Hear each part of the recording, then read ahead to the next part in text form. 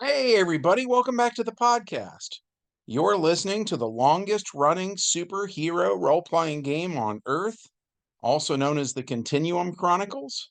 As always, I'm your host, Chris Kent, the Game Master, and I've received some requests from listeners who want to hear us actually play the game.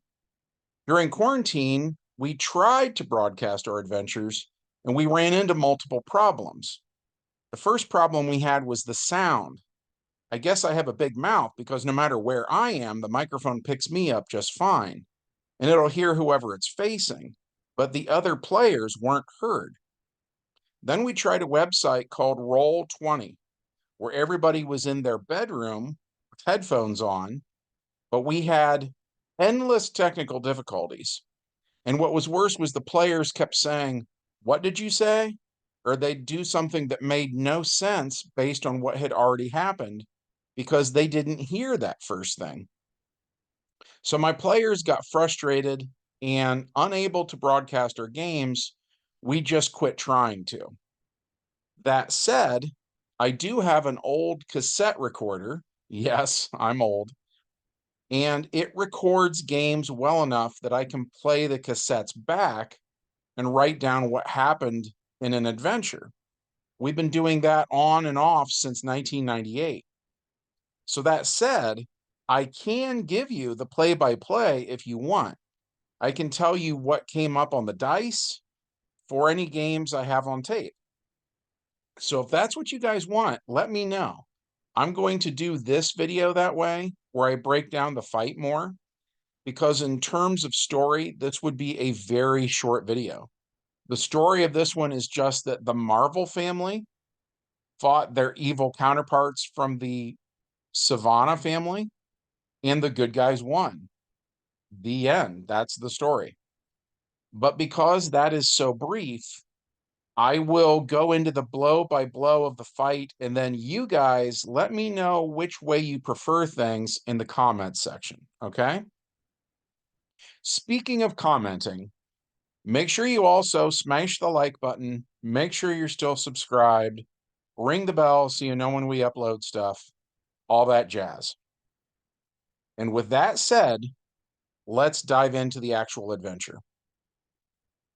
The prologue to today's story begins with Dr. Thaddeus Sivana Sr., who in our game world has sided with the Axis powers during World War II. One day, Sivana summons his children before him and explains to them that he's devised an alternative scientific explanation which enables him to duplicate Captain Marvel's powers. Magnificus Sivana, his oldest son, asks how he could possibly be any more wondrous than he already is. Dr. Sivana says if they want proof, all they need to do is say his last name. So they do. Magnificus Sivana is transformed into a Captain Marvel analog. Georgia Sivana is transformed into a Mary Marvel analog. And Thaddeus Sivana Jr. is transformed into a Captain Marvel Jr.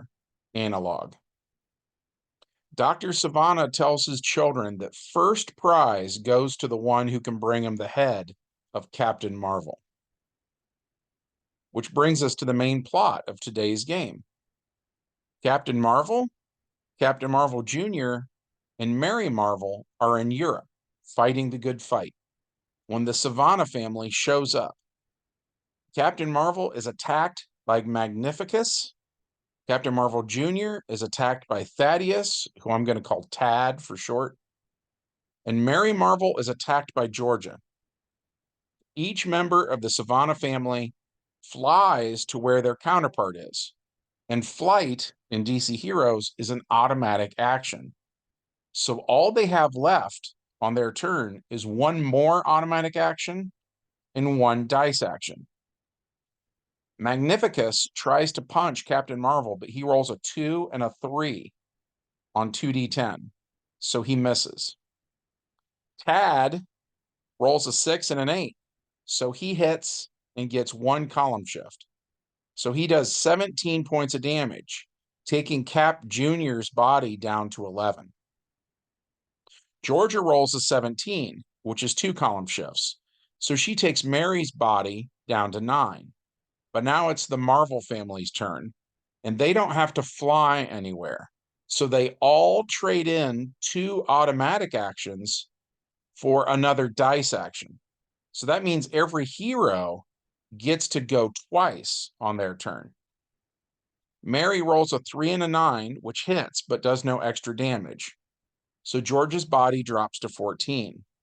Mary then goes again, rolling a 10 and a 5, which is 2 column shifts. So Georgia is knocked out. Captain Marvel Jr. rolls a 7 and a 9, which is also 2 column shifts, taking Tad's body down to 9. Then Captain Marvel Jr. rolls again. He gets a 6 and a 10, so Tad is knocked out. Now it's Captain Marvel's turn. Captain Marvel rolls a 5 and a 2, which means Magnificus dodges that attack. Then Captain Marvel rolls again and gets a 6 and a 4, which is another miss. Magnificus is arrogant, so he spends one of his automatic actions to say, "Nobody can defeat Magnificus Sivana." But as soon as he says the word Sivana, he is struck by lightning and transformed back into his alter ego. Alarmed by this, he then says, "Sivana," again, and he is struck by lightning and he's back in his superpowered form. One of the German soldiers was close by and heard the whole thing. "So that guy," says Sivana, and he's struck by lightning too. When the literal smoke clears, he's wearing a red costume with a black cape and a black Thunderbolt logo on his chest. He's now a reoccurring villain in our game world who we call Blitzkrieg. Anyways, so Magnificus still has a dice action. So he rolls a 10 and an 8, and he punches Captain Marvel, getting 3 column shifts. So he takes Captain Marvel's body down to 7. Captain Marvel goes. He rolls a 2 and a 3 again, missing. Then he goes again, rolling a 5 and a 4, missing again. Captain Marvel's dice hate him. Mary Marvel flies over to where Magnificus is, which is one of her automatic actions, and she rolls a 7 and a 2, which is a miss. Using her last automatic action, she warns the boys that Blitzkrieg knows the magic word. So Captain Marvel Jr. goes after Blitzkrieg. Getting there uses an auto. Once he's there, he tries to punch Blitzkrieg, and he rolls a 7 and a 3, which is a miss. That's the end of the hero's turn. Magnificus then tries to hit Captain Marvel, and he rolls a 4 and a 1, so he misses. Magnificus says he'll bring his father Captain Marvel's head, proving that he's the best. Bragging is an automatic action, though, so that's the end of his whole turn.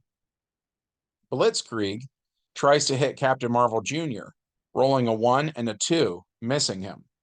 And since Blitzkrieg had to get there as an automatic action, he has 1 automatic action left. So he uses that by moving out of range. That way, if anybody wants to attack him, they need to fly over to where he is to hit him, meaning that whoever he's fighting won't get the chance to hit him twice.